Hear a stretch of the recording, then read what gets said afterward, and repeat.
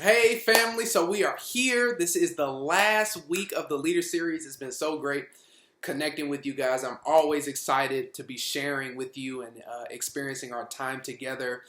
Wherever you're watching, whenever you're watching, I pray that this message blesses you and encourages you to go deeper, to reach higher, and to go farther in your journey with those whom God has called you to go into your journey with.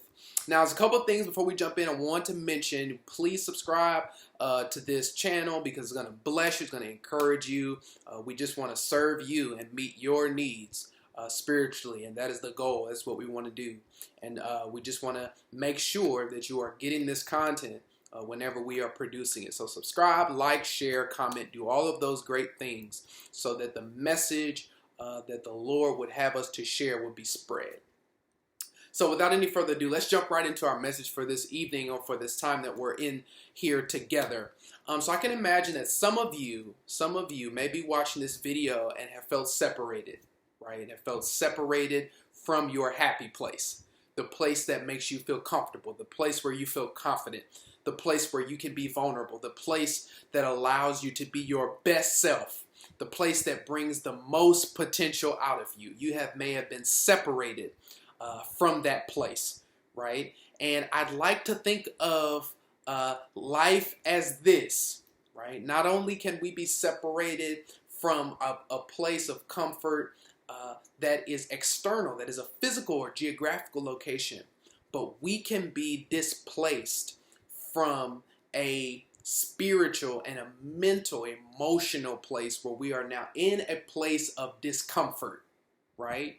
So today we're going to talk about how the separation that we experience can ultimately lead you to living a life of future blessing and future encounters with God's Spirit, right? So in this separation that we're talking about, the Jerusalem people had been separated, right? They had been separated. They have been exiled, what the text says in Jeremiah 29, all right? They have been exiled. They have been separated from their homes, separated from their dwelling places, separated from their birthplaces, separated from their happy place, right?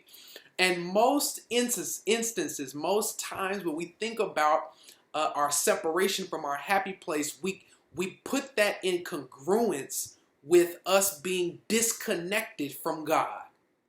If I'm not comfortable, then I'm not connected to God. Right? I don't know about you, but there's been times where I've experienced where I'm saying, okay, I'm not comfortable. I'm not where I want to be right now. So that means that I must be disconnected from God and His Spirit, right? I must be separated, as we are saying in this time. I want to tell you this: the Lord and who He is and all of His wonder and all of His miraculous nature, right, is not a cell phone tower. So when you move, when you make the decision to move, or when life moves you, or when your relationships move you, or even some of your bad decisions have moved you, right, the Lord has not moved. You will not lose connection. Right? You will not lose your connection with Him because He is always present with us. Right? And so even if your environment changes, that doesn't mean that your connection with God diminishes. Right? Now, am I saying that you may not sense His presence in the same way? Right? Or you may sense that He may be distant. That may be the case. But we're going to go deeper and answer some of those questions about, okay, what if I do feel a disconnect, right? We're going to answer some of those questions. So back to the Jerusalem people. He moves them from their place of comfort to discomfort.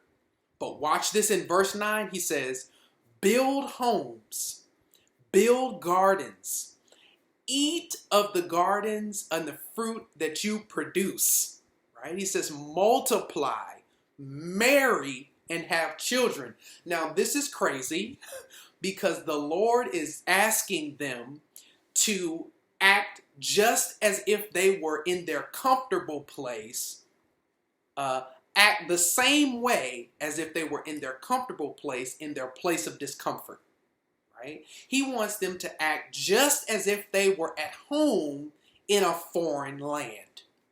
That sounds outlandish. That sounds weird, to say the least. But watch this. He says that the exile in which they are separated from their homeland will last 70 years.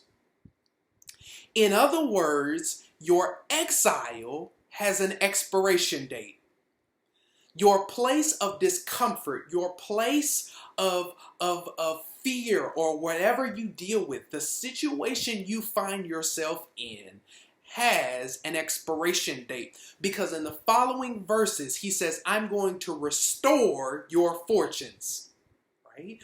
After you experience this, after you deal with the situation, after you deal with the heartbreak, after you deal with the misfortune, after you deal with the financial loss, after you deal with the missed opportunity, or whatever you feel like you missed in this season or seasons past, after you deal with that, after you wrestle with all of the challenges that you deal with on a daily basis, I'm going to restore your fortunes, right? But look this, it is all contingent upon you being fruitful in the exile season.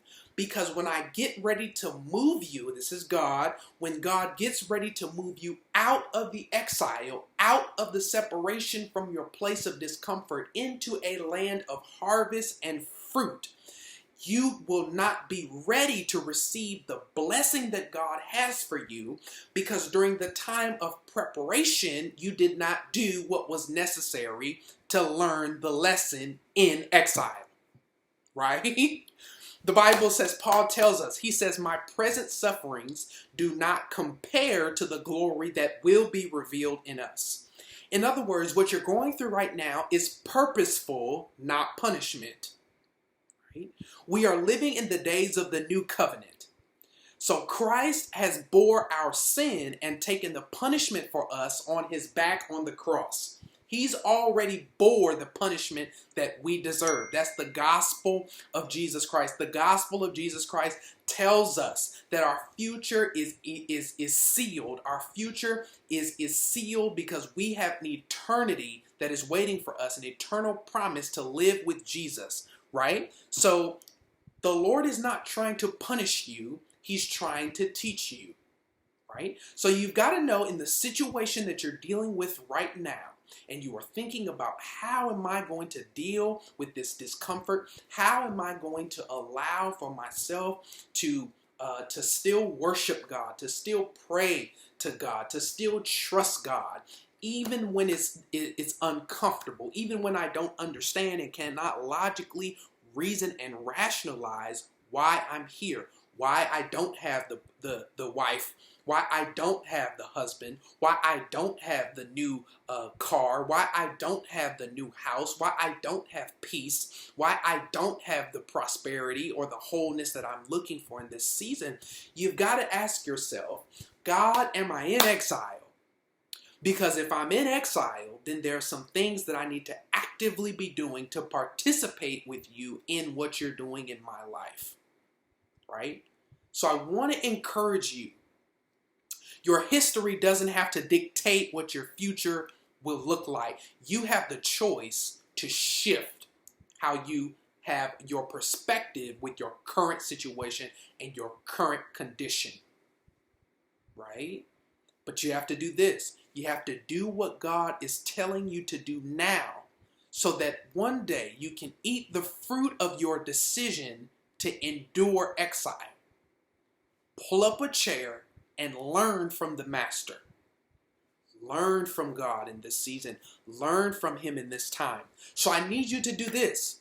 Before I end this message, I need you to decree and declare that you won't die in exile. You won't give up in exile. You won't falter in exile. Yes, I know you have struggles. Yes, I know you have temptations. Yes, I know you have fears. Yes, I know you have anxieties. Yes, I know you have all of these things that you deal with. But you have got to decree and declare and speak and encourage yourself that you will not die in exile. You will not die during this time of separation from your happy place, but you will enjoy and have a joy of the Lord that will always be your strength and always renew you.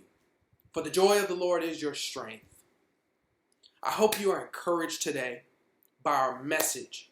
I know that your future is one that is bright. But before you can get to your future, you have got to experience a life of faith, even away from your place of comfort, even away from the place that you would really love to be right now. It's only a season. It has an expiration date. I hope this message encouraged you in your journey, and I pray that the Lord continue to bless you and continue to watch you in your season, in whatever season that may be. Be encouraged. I'll talk with you guys soon. Much love.